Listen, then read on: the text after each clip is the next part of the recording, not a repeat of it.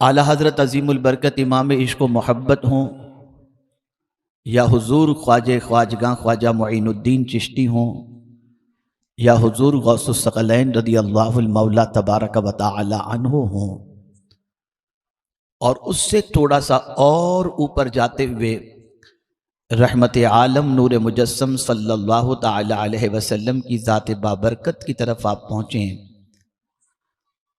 तो एक चीज़ ख़ास तौर पर उनकी ज़िंदगी में नज़र आती है, और वो चीज़ ये है कि बेराह रवी के शिकार इंसानों को देख करके कुड़ना और परेशान होना।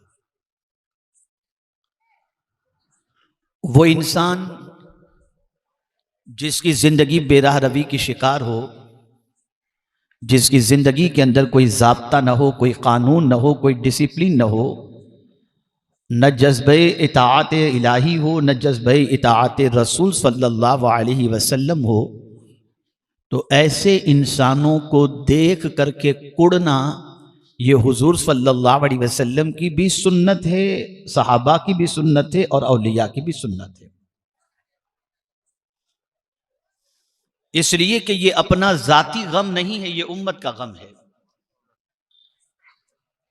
आला हजरत अजीमुल बरकत इमाम इश्क़ व मोहब्बत बेराह रवी की शिकार इस कौम को देखकर तड़पते हुए कहते हैं, दिन लहव में खोना तुझे, शब सुबह तक सोना तुझे, शर्मे नबी खौफे खुदा ये भी नहीं वो भी नहीं। आज अगर हम उम्मत मुस्लिमा की जिंदगी का जायजा लें तो आज उम्मत मुस्लिमा की जिंदगी तबाही के उस रास्ते की तरफ जा रही है कि उस रास्ते पर चलने के बाद सिवाय मुसीबतों के इस्तकबाल करने की कोई दूसरी चीज नजर नहीं आती। इंसान ये तसव्वुर करता है कि पहले मुसीबत आती है, नहीं, मुसीबत बाद में आती है किसी चीज के नतीजे में। मैं आपको एक सवाल पूछता हूं कि मच्छर के काटने पर मलेरिया होता है। अगर आदमी की शुगर बढ़ रही है तो किसी बदपरहेजी की वजह से उसकी शुगर में इजाफा हो रहा है। इसी तरीके से आप देखते चले जाएं कि हर मर्ज का कोई ना कोई रीजन, कोई ना कोई सबब हुआ करता है। बगैर किसी सबब के इंसान किसी बीमारी के अंदर किसी तकलीफ में मुब्तला नहीं होता इल्ला माशाअल्लाह। कुरान ने मुसीबतों के हवाले से फरमाया, मा असाबका मिन मुसीबतिन फबिमा कसबत अयदीकुम, जो मुसीबतें तुम्हें पहुंचती हैं वो तुम्हारे हाथों की कमाई है। वयाफू अन कसीर, और बहुत सारे गुनाह तो अल्लाह यूं ही माफ फरमा देता है। तो यहां से ये बात वाज़ेह तौर पर समझ में आई, मुसीबतें किसी सबब से आती हैं, किसी वजह से आती हैं। हम उस वजह को तलाश नहीं करते, मुसीबत को कोसते रहते हैं और मुसीबत का मातम करने की कोशिश करते हैं। आज अगर उम्मत मुस्लिमा तबाही और बर्बादी की शिकार है, आज अगर उम्मत मुस्लिमा बेचैनी और बेकरारी की शिकार है, आज अगर उम्मत मुस्लिमा कामयाबी और कामरानी से कोसों दूर है, और आज अगर उम्मत मुस्लिमा कल्ब के इस्तिराब की वादियों से गुजर रही है, तो उसके कई असबाब में से एक सबसे बड़ा सबब यह है कि उसने अपने रब के इरशाद की परवाह नहीं की और उसके रसूल सल्लल्लाहु अलैहि वसल्लम के फरमान की परवाह नहीं की। इसलिए कि अगर मुसलमान ये कहता है कि लोगों के दिलों में अब मुसलमानों के लिए नफरत पैदा हो गई, लोगों के दिल मुसलमानों के सिलसिले में खराब हो गए, तो मैं आपको एक अजीम कुरानी नुस्खा अता करता हूं। इस नुस्खे को अपनी जिंदगी में अपना ले तो यकीन माने, हजार नफरतों की दीवार खड़े करने वाले खड़ी कर दें, लेकिन उनकी दीवारें तो गिर जाएंगी, लेकिन आपकी मोहब्बत का चिराग लोगों के दिलों में अल्लाह रोशन फरमा देगा। वो ज़ाब्ता कौन सा है, वो कायदा कौन सा है? तो अल्लाह अज़्ज़ व जल्ल इरशाद फरमाता है, इन्नल्लज़ीना आमनू व अमिलुस सालिहात सयजअलु लहुमुर रहमानु वुद्दा, बेशक जो ईमान लाया और नेक अमल किया, अनकरीब रहमान उनकी मोहब्बत लोगों के दिलों में पैदा फरमा देगा। पता चला ईमानी एतबार से भी हम कमजोर हैं और आमाले सालिहा के एतबार से भी हम कमजोर हैं। हम सिर्फ ज़बान से कह रहे हैं कि हम मुसलमान हैं, हमसे मोहब्बत करो। मैं आपसे पूछना चाहता हूं, क्या वजह है सुल्तानुल हिंद गरीब नवाज रहमतुल्लाह ताला अलैह हिंदुस्तान की सरजमीन पर तशरीफ लाए? आज सदियां गुजर गईं, उनकी मोहब्बत का चिराग लोगों के सीने में रोशन है। गौसे आजम को हमने नहीं देखा, उनकी मोहब्बत का चिराग दिल के अंदर रोशन है।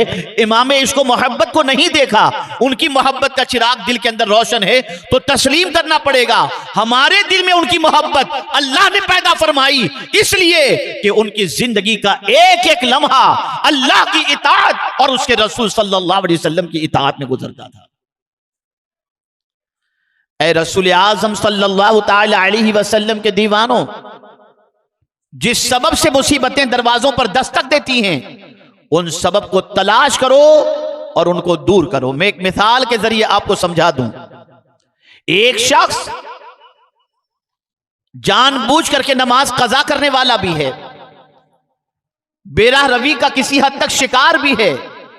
उलमा उससे वाकिफ होंगे, मोहल्ले का ही कोई शख्स होगा, किसी भी मोहल्ले का हो। मोहल्ले में ऐसे लोग होते हैं जिनकी जिंदगी दागदार होती है और वो इतने मुअज़्ज़ज़ नहीं होते, लेकिन अचानक उसने हज का फॉर्म भर दिया और नंबर भी लग गया, और उसके बाद वो इमाम साहब की खिदमत में हाजिर होता है, हजरत मैं कल इंशाअल्लाह लज़ीम हज के लिए जा रहा हूं। इमाम साहब के सामने उसकी पूरी जिंदगी मौजूद है, वो जानते हैं कि यह शख्स परहेजगार नहीं है, लेकिन जैसे ही उसने कहा मैं कल हज के लिए जा रहा हूं, तो इमाम साहब उससे कहेंगे भैया जरा दुआ में हमें भी याद रखना। या अल्लाह, माजरा क्या है? इस बंदे के बारे में इमाम साहब सब कुछ जानते हुए आज उसे दुआ की गुजारिश कर रहे हैं, तो जवाब मिलेगा जब तक खुदा के रास्ते पर चलने का इरादा न था तब तक मामला कुछ और था। अब जब इसने इरादा कर लिया है अल्लाह की बारगाह में और उसके रसूल की बारगाह में, तो अल्लाह और उसके रसूल ने मेहमान बना लिया। अब यह बंदा ऐसा हो गया कि अब इससे दुआ की गुजारिश करनी चाहिए। हम भी अगर अपना चेहरा गुनाहों से फेर कर अल्लाह की तरफ कर ले, उसके रसूल सल्लल्लाहु अलैहि वसल्लम की तरफ कर ले, तो हमारा वकार भी बढ़ जाएगा और हमारी इज्जत भी बढ़ जाएगी। ऐ रसूल आजम सल्लल्लाहु अलैहि वसल्लम के दीवानों, आज उम्मत मुस्लिमा जिस कर्ब की वादियों से गुजर रही है, शिकायत तो करती नजर आती है, इलाज करती नजर नहीं आती। कभी हमने इलाज की तरफ तवज्जो दी? कितने लोग हैं जिन्होंने इन सारे हालात को देखने के बाद, तबाही और बर्बादी को देखने के बाद, गुनाह से अपना रिश्ता तोड़ा हो। आज भी हम देखते हैं उम्मत मुस्लिमा का बेशतर तबका रात की तारीकी में अपनी आंखों को गंदी करते हैं, दिन के उजाले के अंदर बेराह रवी के शिकार नजर आते हैं, मुआमलाती जिंदगी के अंदर सिफर नजर आते हैं और कहते हैं हमारे हालात बदल जाएं। बदल जाएंगे हालात, लेकिन कंडीशन यह है पहले तुम बदलो, फिर अल्लाह तुम्हारे हालात को बदल देगा। पहले खुद को बदलना होगा, पहले खुद को बदलना होगा। अब आइए मैं आपको समझाता हुआ चलूं। पहली रिस्पॉन्सिबिलिटी आपकी क्या है, सेकंड रिस्पॉन्सिबिलिटी आपकी क्या है, उससे आप गफलत कतई तौर पर न बरतें। मेरे प्यारे आका सल्लल्लाहु ताला अलैहि वसल्लम के प्यारे दीवानों, अल्लाह रब्बुल इज्जत जल्ल जलालहू इरशाद फरमाता है, वअमुर अहलक बिस्सलाह वस्तबिर अलैहा, अपने घर वालों को नमाज का हुक्म दो और उस पर तुम भी जमे रहो। आज हमारी पोजीशन यह है कि दावे इश्क़े मुस्तफा सल्लल्लाहु ताला अलैहि वसल्लम तो करते हुए नजर आते हैं, लेकिन अगर दलील जिंदगी में कोई तलाश करना चाहे तो यह मुश्किल मसला नजर आता है। मेरे प्यारे आका सल्लल्लाहु ताला अलैहि वसल्लम के प्यारे दीवानों, सहाबा की जिंदगी देखो, ताबईन की जिंदगी देखो, औलियाए कामिलीन की जिंदगी देखो। उनकी जिंदगी को देखकर दिल के अंदर हुजूर सल्लल्लाहु अलैहि वसल्लम का इश्क अंगड़ाइयां लेने लगता था। उनकी हयात तैयबा को देखकर मदीने के ताजदार सल्लल्लाहु अलैहि वसल्लम के रास्ते पर चलने का जज्बा पैदा होता था। लेकिन आज उम्मत मुस्लिमा की चाल भी बदल गई, हाल भी बदल गया और ढाल भी बदल गई। आप जरा देखिए और अंदाजा लगाएं। अल्लाह फरमाता है अपने अहलो अयाल को, अपने घर वालों को नमाज का हुक्म दो। मैं आपको रसूल आजम सल्लल्लाहु अलैहि वसल्लम का इस उम्मत से कितना प्यार है उसके बारे में बताऊं।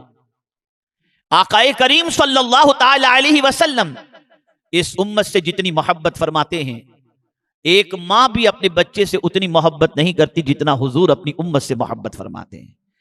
एक बाप भी अपने बच्चे से उतनी मोहब्बत नहीं करता जितना हुजूर सल्लल्लाहु अलैहि वसल्लम अपनी उम्मत से मोहब्बत करते हैं। मैं आपको बताऊं, एक बच्चे की तकलीफ पर और तकलीफ के तसव्वुर पर मां 1 दिन रो लेगी, 2 दिन रो लेगी, 3 दिन रो लेगी, लेकिन मुस्तकिल अपने बच्चे की तकलीफ के तसव्वुर से रोती भी नजर नहीं आएगी। लेकिन जब रसूल रहमत सल्लल्लाहु अलैहि वसल्लम की हयात तैयबा का हम मुताला करते हैं तो अक्ल दंग रह जाती है कि आकाए करीम सल्लल्लाहु ताला अलैहि वसल्लम अपनी उम्मत की फिक्र के अंदर विलादत के वक्त भी बेचैन नजर आते हैं और विसाल के वक्त भी बेचैन नजर आते हैं। और जहां तक रोने का मसला है तो रसूल आजम सल्लल्लाहु अलैहि वसल्लम की गिरियोजारी पर आला हजरत अजीमुल बरकत इमाम इश्क मोहब्बत तड़प करके कहते हैं, अल्लाह क्या जहन्नम अब भी न सर्द होगा? अल्लाह क्या जहन्नम अब भी न सर्द होगा? रो रो के मुस्तफा ने दरिया बहा दिए हैं। किसके लिए रोए? तवज्जो चाहूंगा, हम लोगों के लिए रोए, अपनी उम्मत के लिए रोए। जिनके लिए हुजूर सल्लल्लाहु अलैहि वसल्लम नहीं रोए वो तो हुजूर की बात मानते हैं, और जिनके लिए हुजूर रोए वो हुजूर की बात नहीं मानते। आइए मैं समझाते हुए चलूं। आकाए करीम सल्लल्लाहु ताला अलैहि वसल्लम सूरज के लिए नहीं रोए, नहीं रोए सूरज के लिए, कोई बता दे कहीं से। लेकिन आसमान पर निकलने वाले सूरज को जब वो डूबता है तो हुजूर इशारा करते हैं तो फौरन निकलता हुआ नजर आता है। चांद के लिए हुजूर नहीं रोए, इशारा करते हैं तो चांद अपना सीना शक कर देता है। पत्थर के लिए नहीं रोए, हुक्म फरमाते हैं तो कलमा पढ़ना शुरू कर देती है। पहाड़ के लिए नहीं रोए, अपने पैर की ठोकर मारते हैं तो वज्र में आया हुआ पहाड़ रुकता हुआ नजर आता है। दरख्त के लिए नहीं रोए, हुक्म फरमाते हैं तो जड़ों से निकलकर हुजूर की बारगाह में हाजिर होता हुआ नजर आता है। नादानो, जिनके लिए नहीं रोए वो तो हुजूर की बात मानते हैं, और जिनके लिए पूरी पूरी रात हुजूर रोते रहे वो उम्मत हुजूर की बात मानने को तैयार नहीं। आप जरा सोचो, साहिबे औलाद होंगे आप में से बहुत सारे, बच्चा रोता है तो मां का कलेजा बाहर आ जाता है। मेरे लाल चुप हो जा। बाप अपने बच्चे के आंसुओं को पोंछने के लिए दिन भर रात भर मेहनत करता है और अपने बच्चे की ख्वाहिश की तकमील की कोशिश करता है। मां के आंसू को देखकर बेटा तड़प जाता है, मां मैं सब बर्दाश्त कर सकता हूं, तेरी आंखों में आंसू नहीं देख सकता। बाप बुढ़ापे में अगर अश्कबार कर उसकी आंखें हो जाएं और अश्कबारी करता हो तो एक बेटा अपने बाप की आंखों के आंसू को नहीं देख सकता। उस्ताद अगर अपने बच्चे शागिर्द के लिए रोए तो शागिर्द अपने उस्ताद के आंसुओं को गवारा नहीं करता, अर्ज करता है हुजूर रोए नहीं, परेशान हो जाता है। नादानो, तुम सबके रोने का ख्याल करते हो, कब हुजूर के रोने का ख्याल करोगे? कब आकाए करीम सल्लल्लाहु अलैहि वसल्लम के आंसुओं का ख्याल करोगे? और साथ ही साथ यह भी बता दूं कि बाप अगर बेटे के लिए रोता है तो उस बीमार है तो रोता है, कमाता नहीं तो रोता है, गलत रास्ते पर है तो रोता है। वो रोना बेटे से सिलसिले में एक बाप और मां का दुनिया से मुताल्लिक होता है। लेकिन जब हुजूर सल्लल्लाहु अलैहि वसल्लम को देखते हैं तो अक्ल दंग रह जाती है। आका तो आखिरत की फिक्र करके रोते हैं, जहां कोई काम नहीं आएगा वहां की फिक्र करते हुए हुजूर अपनी उम्मत के लिए रोते हुए नजर आते हैं। लेकिन अफसोस, 100,000 अफसोस, दावे इश्क मुस्तफ़ा सल्लल्लाहु अलैहि वसल्लम तो हमने किया, लेकिन हमने हुजूर सल्लल्लाहु अलैहि वसल्लम के आंसुओं का लिहाज नहीं रखा। अगर है ख्याल तो मैं आपसे पूछना चाहता हूं, क्या वजह है कि कदम डगमगा रहे हैं? क्या वजह है कि बुराइयों के दरवाजे पर दस्तक दी जा रही है? क्या वजह है कि इल्म से अपना ताल्लुक कमजोर किया जा रहा है? क्या वजह है कि नमाज से अपना रिश्ता कमजोर किया जा रहा है? वजह सबसे बड़ी यह है कि जब हुजूर सल्लल्लाहु अलैहि वसल्लम से सच्चा इश्क न हो, नाम का इश्क हो, तो फिर यह कैफियत बन जाया करती है। मैं नवाफिल की कसरत की बात नहीं करता, मैं फराइज व वाजिबात व सुनन की बात करता हूं। यह तो इश्क जिसके दिल में है वो करेगा ही। आइए एक वाकया आपकी समाअतों के हवाले करूं, हो सकता है इससे पहले आपने कहीं सुना हो। मेरे एक दोस्त जो 5 वक्ता नमाज के पाबंद, एक दिन मुझसे कहते हैं कि हजरत क्या बताऊं, आज जो मैंने फज्र की नमाज अदा की ना, और उसमें जो लज्जत मिली, ऐसी लज्जत इससे पहले किसी नमाज के अंदर मुझे नहीं मिली। मुझे हैरत हुई, मैंने जानने की कोशिश की। अगर यह बात आपके दिमाग में बैठ जाएगी तो इंशाअल्लाह आपकी सोच में एक इनकलाब पैदा होगा इंशाअल्लाह। मैंने जानने की कोशिश की कि मेरे भाई मुझे यह तो बताओ कि क्या ऐसी चीज आज हो गई कि जिसकी वजह से आज जो नमाज में तुमको लज्जत मिली थी, ऐसी लज्जत कभी नहीं मिली। गौर से सुनिएगा, रोज रात को आप भी सोते हैं, मैं भी सोता हूं, और रोज सुबह को आप भी उठते हैं, मैं भी उठता हूं। वो बंदा कहता है हुजूर रात को मैं सोया और सुबह जब मेरी आंख खुली तो इत्तेफाक से मैंने घड़ी में देखा तो 7 मिनट या 8 मिनट तुलूए आफताब को बाकी थे। मैंने सोचा और अपने आप से मैंने कहा, अगर मैं उठता हूं, इस्तिंजा करता हूं, वुजू करता हूं तो वक्त चला जाएगा, चलो सो जाऊं। लेकिन मान मेरे आका का इरशाद याद आ गया। सरकार सल्लल्लाहु अलैहि वसल्लम फरमाते हैं, नमाज में मेरी आंखों की ठंडक है। बस ये ख्याल आया और मैं फौरन तेजी के साथ बिस्तर छोड़ा, जल्दी से गया, वुजू किया, और मैंने 2 रकात ही, इतना वक्त बाकी था कि मैं फर्ज अदा कर सकूं, मैंने 2 रकात फर्ज अदा की। फिर मेरी आंखों में आंसू थे और दिल अंदर से कह रहा था, मुबारक तूने आज मदीने के ताजदार की आंखों को ठंडक पहुंचा दी है। तो नमाजें इससे पहले भी पढ़ता था, लेकिन आज की नमाज जो मुझे मयस्सर हुई है उसमें यह तसव्वुर गालिब था कि मेरे सजदों की बुनियाद पर मदीने के ताजदार की आंखों को ठंडक पहुंची होगी। मैं आपसे सवाल पूछना चाहता हूं, दोस्त की आंखों को ठंडक पहुंचाते हो, रिश्तेदार की आंखों को ठंडक पहुंचाते हो, बीवी की आंखों को ठंडक पहुंचाते हो, कभी यह ख्याल भी आया कि हम हुजूर की आंखों को ठंडक पहुंचाएं? और अगर यह ख्याल है तो फिर नमाजें क्यों छूटती हैं? अगर यह ख्याल है तो नमाजें कज़ा क्यों हो रही हैं? अगर यह ख्याल है तो मदीने के ताजदार सल्लल्लाहु ताला अलैहि वसल्लम के इरशाद पर अमल का जज्बा क्यों कर नहीं है? आइए मैं समझाता हुआ चलूं। एक मां अपने बच्चे से जितना प्यार नहीं करती, उससे ज्यादा हुजूर अपनी उम्मत से प्यार करते हैं। कैसे? है कोई मां जो अपने बच्चे के बारे में इतनी फिक्रमंद हो जैसा कि हुजूर सल्लल्लाहु अलैहि वसल्लम है? क्या फरमाते मेरे आका सल्लल्लाहु अलैहि वसल्लम? देखो, जब तुम्हें मोजे पहनना हो या जूते पहनना हो ना, तो इसको झाड़ करके पहन लिया करो। या रसूल अल्लाह सल्लल्लाहु अलैहि वसल्लम, इतनी सी छोटी सी बात का हमें आप, छोटी सी बात के मामले में आप हमें इरशाद फरमा रहे हैं? तो जवाब मिलेगा, हाँ, अगर मोजे के अंदर कोई मुज़ीद जानवर या जूते में कोई मुज़ीद जानवर बैठा हुआ हो और अगर तू झाड़े बगैर पहन ले और तुझे वो डंक मार ले, तकलीफ तुझे होगी, मुझे भी तो होगी। आप मुझे बताओ, है कोई मां जो इस तरीके से अपने बच्चे के बारे में फिक्रमंद हो जितना हमारी तकलीफों का ख्याल मदीने के ताजदार सल्लल्लाहु अलैहि वसल्लम को है? मुर्ग मुसल्लम खाते हैं और खाने के बाद हाथ के अंदर चिकनाहट मौजूद होती है। आकाए करीम सल्लल्लाहु अलैहि वसल्लम फरमाते हैं, खाने के बाद हाथ को अच्छी तरीके से धो लो, चिकनाहट को खत्म करो। कहीं ऐसा ना हो इस चिकनाहट की खुशबू किसी कीड़े तक पहुंच जाए और वो कीड़ा तुम्हें डंक मार ले, डंक तुम्हें लगेगा, तकलीफ मुझे होगी। है कोई ऐसा प्यार करने वाला? आकाए करीम सल्लल्लाहु अलैहि वसल्लम फरमाते हैं, पानी देख करके पियो। हो सकता है इसके अंदर कोई ऐसी चीज पड़ी हुई हो तुम्हें मालूम ना हो, और तुम पियो और तुम्हें तकलीफ हो, तकलीफ में तुम गिरफ्तार होगे, तकलीफ मुझे भी तो होगी। और ये कुरान कह रहा है अज़ीज़ुन अलैहि मा अनित्तुम, तुम्हारा मशक्कत में पड़ना हुजूर सल्लल्लाहु अलैहि वसल्लम को गिरा गुजरता है। और ये तकलीफ जमीन के ऊपर हो इस पर ही हुजूर को तकलीफ नहीं, जमीन के अंदर भी अगर उम्मत तकलीफ में है तो हुजूर बेचैन है।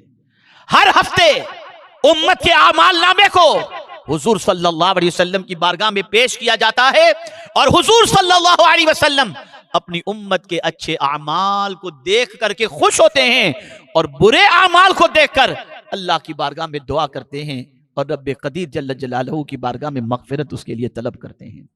मुझे बताओ, है कोई इतना ख्याल करने वाला? आइए थोड़ा सा कयामत के बारे में सोचें, क्या कैफियत होगी कयामत में। तो अल्लाह अज़्ज़ व जल्ल फरमाता है यौम यफ़िर्रुल मर्उ मिन अख़ीह, कयामत के दिन भाई भाई से राह फरार इख्तियार करेगा, भागेगा। वो मां जो अपने बच्चे के सिलसिले में सर के दर्द पर बेचैन हो जाती है, वही मां कयामत में क्या करेगी जानते हैं आप? वो चाहेगी मेरी जगह पर मेरे बेटे को जहन्नम में डाल दिया जाए, मेरे बच्चे को जहन्नम में डाल दे, लेकिन अल्लाह मुझे बचा ले। वो मां कयामत के अंदर ये करेगी। कौन सी जात है कयामत में जब सब एक दूसरे को छोड़ेंगे। मैं तो इमाम इश्क मोहब्बत की अजमत पर कुर्बान कि उस तसव्वुर को खींचा है आला हजरत ने, और कहते मां जब इकलौते को छोड़े, चाहे वो इकलौता बेटा क्यों ना हो, लेकिन मां कयामत में उस बेटे को काम नहीं आएगी। रसूल आजम कहते हैं मां जब इकलौते को छोड़े आ कह के बुलाते ये हैं। जब मां इकलौते बेटे को छोड़ेगी, कौन सी जात है जो कयामत में काम आएगी? तो वहां पर हुजूर सल्लल्लाहु अलैहि वसल्लम की जात होगी जो अपने दामन में छुपाती हुई नजर आएगी। तो कोई मुश्किल का मरहला ऐसा नहीं जहां हुजूर सल्लल्लाहु अलैहि वसल्लम अपनी उम्मत को काम ना आते हों। हर मोड़ पर, हर तकलीफ पर, हर मुसीबत पर, हर परेशानी पर रसूल आजम सल्लल्लाहु अलैहि वसल्लम अपनी उम्मत की दस्तगीरी करते हुए नजर आते हैं। मुझे हैरत होती है, अगर कोई गुलाम रसूल या रसूल अल्लाह कहे तो बास के सीनों पर सांप रेंगता हुआ नजर आता है और कहते हैं माज़अल्लाह ये तो शिर्क है, ये तो बिदात है। मैं कहता हूं हम तुम्हारी माने या करबला के ताजदार की माने? अगर दूर से या रसूल अल्लाह कहना शिर्क होता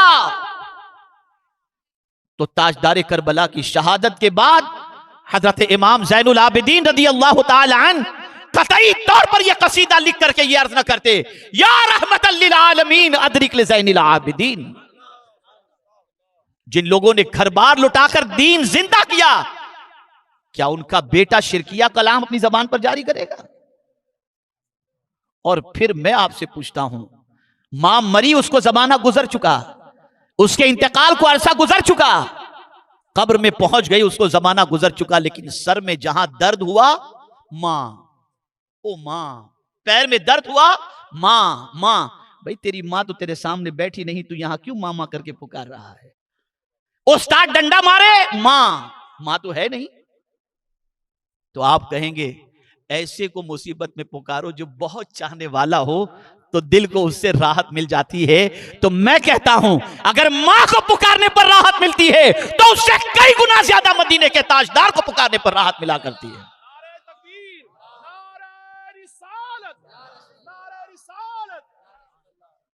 अब आइए उस आयत की तरफ जिसकी मैंने तिलावत का शर्फ हासिल किया। आपने ये महसूस कर लिया कि हुजूर सल्लल्लाहु अलैहि वसल्लम तकलीफ को बर्दाश्त नहीं करते। अब कुरान कह रहा है वअमुर अहलक बिस्सलाह, अपने घर वालों को नमाज का हुक्म दो, वस्तबिर अलैहा, और उस पर साबित कदम रहो। ये आये करीमा जब नाजिल हुई ना तो हजरत अबू सईद खुदरी रदी अल्लाह तआला अन्हु फरमाते हैं कि इस आयत के नुजूल के बाद 8 महीने तक हुजूर सल्लल्लाहु अलैहि वसल्लम रोजाना सुबह हजरत मौला अली करमल्लाहु तआला वजहुल करीम को नमाज के लिए जगाने तशरीफ।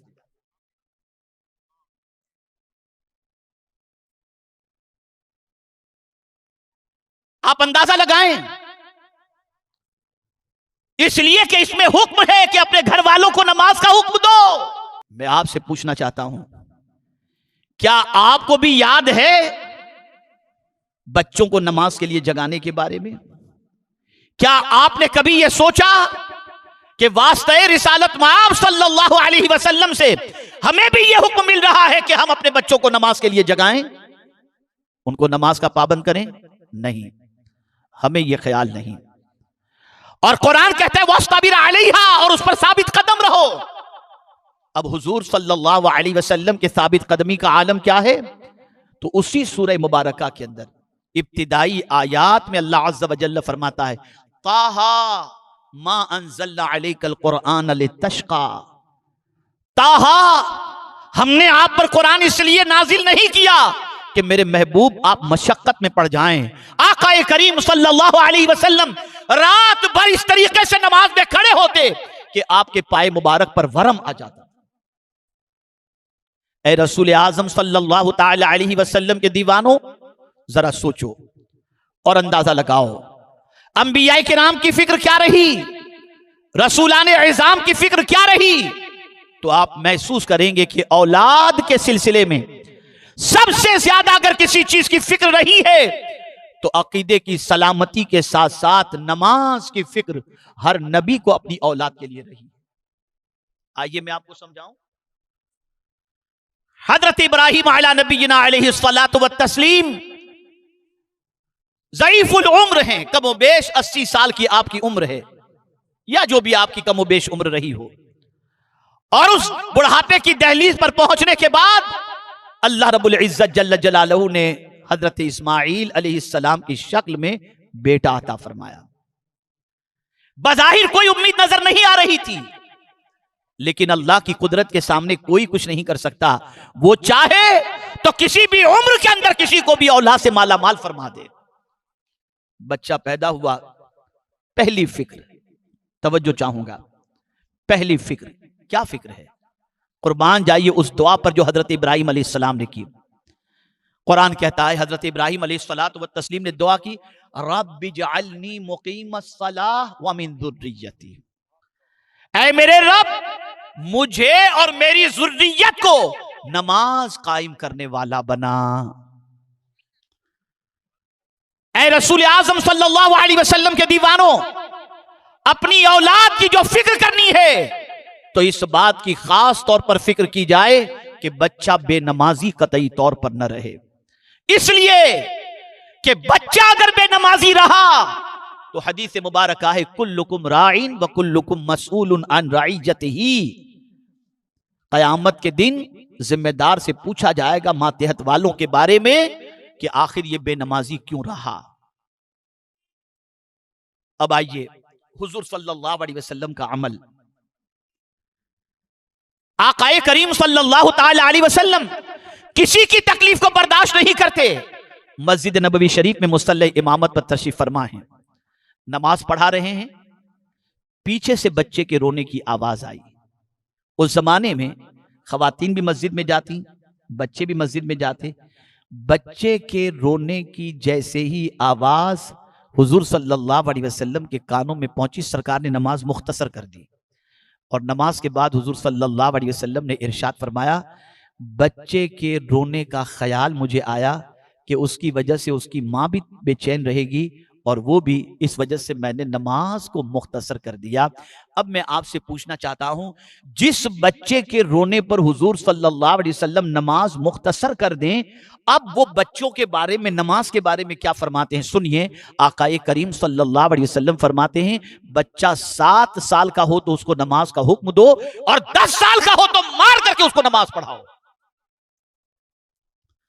जिस बच्चे के रोने पर हुजूर नमाज को मुख्तसर कर दें, उसी बच्चे को नमाजी बनाने के सिलसिले में मारने का हुक्म हुजूर अता फरमा रहे हैं।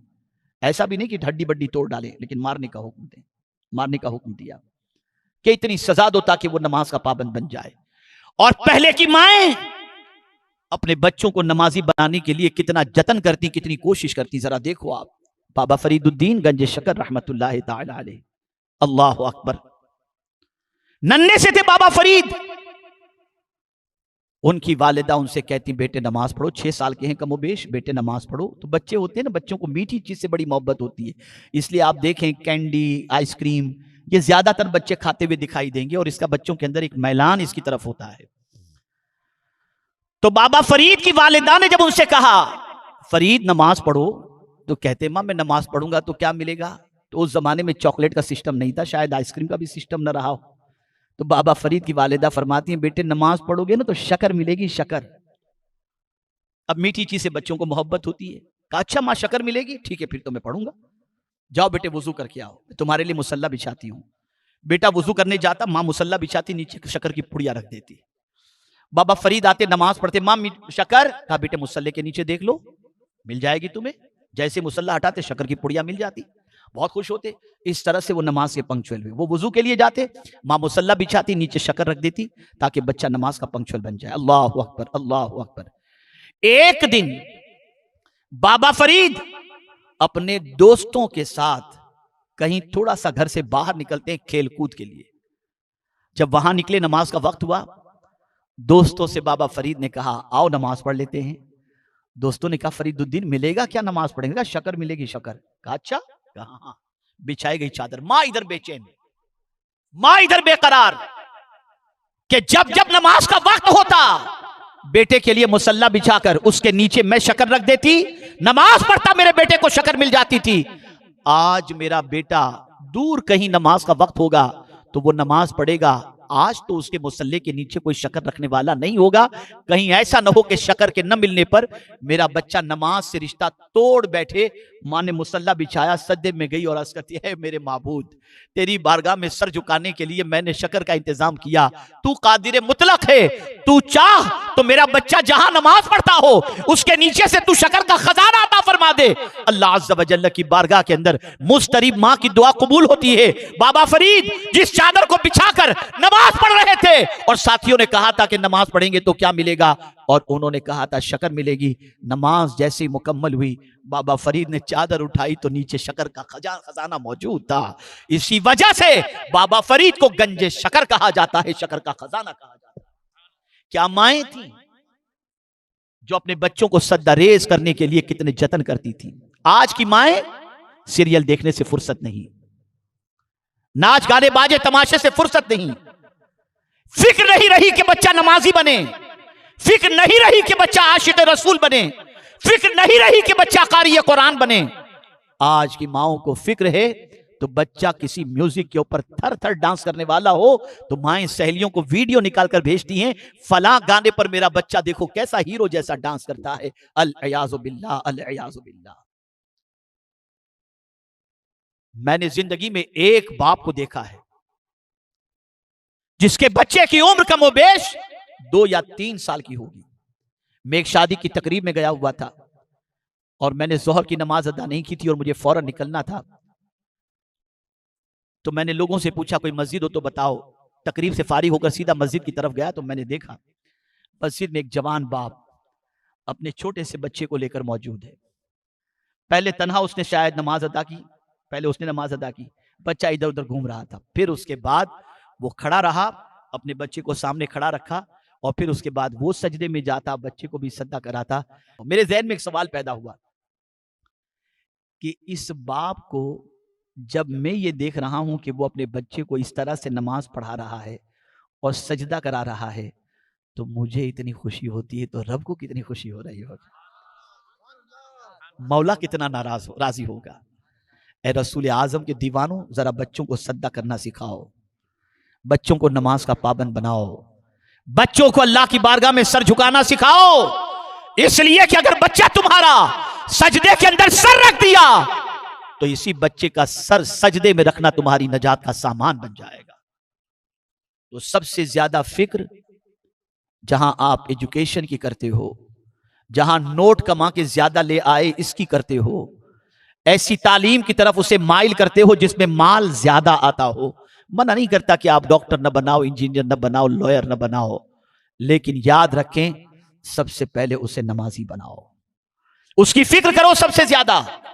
इसलिए कि याद रखना जो बच्चा भी बेनमाजी होता है ना, उस बेनमाजी बच्चे की वजह से अल्लाह अज़्ज़ा व जल्ल माँ बाप से भी सवाल पूछेगा, और माँ बाप को उस बच्चे के बेनमाजी होने के सिलसिले में ताकीद न करने पर, मेहनत न करने पर अल्लाह रब्बुल इज़्ज़त जल्ल जलालहू के इताब का शिकार भी होना पड़ेगा।